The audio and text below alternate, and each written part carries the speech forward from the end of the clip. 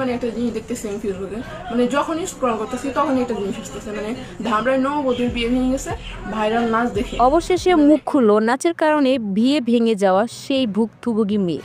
Social মিডিয়ায় এই খবরটি বেশ ভাইরাল হয়েছে যে বিয়ের আগের দিন ধামরাইয়ের এক শিক্ষার্থী স্কুলের প্রোগ্রামে নেচেছিল। তার এই নাচ দেখে বিয়ে ভেঙে দেয় পাত্রের বাবা। পাত্রের বাবা বলেন, আমাকে ফাঁসিতে ঝুলালেও এমন নর্তকী মেয়েকে আমি ছেলের বউ করব না। এরপর থেকে এই ভিডিও নিয়ে সোশ্যাল মিডিয়া বেশ আলোচনা সমালোচনা। বিয়ের দিন তারিখ সব ঠিক হওয়ার পর হবু পুত্রবধূ স্কুলের প্রোগ্রামে নেচেছিল। সেই নাচের ভিডিও মুহূর্তে ভাইরাল হয়ে যাওয়ার তার শ্বশুরবাড়ির সবার এই ভিডিও দেখে বাজে মন্তব্য করেছেন।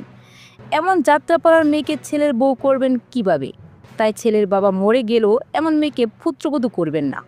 এসব শুনে অবশেষে লাইভে এসে সে ভুক্তভোগী মেয়ে দাবি করেছেন ধামরাইয়ের স্কুলে তিনি নেচেছিলেন, কিন্তু তার বিয়ে ভেঙে যায়নি।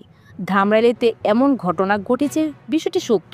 তবে তার ভিডিও দিয়ে বলা হচ্ছে যে তিনি সে মেয়ে, কিন্তু তিনি সে ভুক্তভোগী মেয়ে নয়। ভুলভাবে তার ভিডিও প্রচার করা হচ্ছে। এই মেয়ে আরও জানান, এই ভিডিও সামাজিক মাধ্যমে ছড়িয়ে পড়ায় তিনি লজ্জার মুখে পড়েছেন। এই খবরের সাথে তার কোনো সম্পর্কই নেই। সুপ্রিয় দর্শক, এই বিষয়টি নিয়ে আপনাদের কি মতামত তা অবশ্যই কমেন্ট করে জানিয়ে দিবেন। ধন্যবাদ।